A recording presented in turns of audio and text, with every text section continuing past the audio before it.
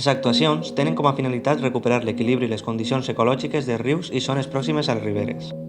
Els canyers del barranc del Tabalet estan principalment conformats per l'espècie Arundodònax, invasora i de difícil extinció. Les masses dificulten l'establiment d'altres espècies de ribera que es veuen desplaçades pels canyars, de major inflamabilitat i combustibilitat.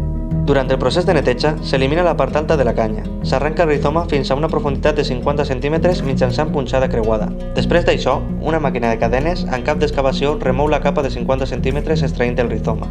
Una vegada extret, es tritura per eliminar la seva capacitat de rebrot i se verifica manualment l'estat final. Per últim, es col·loca una malla geotèxtil i de plàstic totalment opaca per evitar l'entrada de llum i garantir que no es produïsca un rebrot. Finalment, obtinguem un barranc net, amb malles geotèxtils col·locats en unes zones del barranc, i una vegada passat el temps necessari per la mort del rizoma, es recomana revegetar el barranc.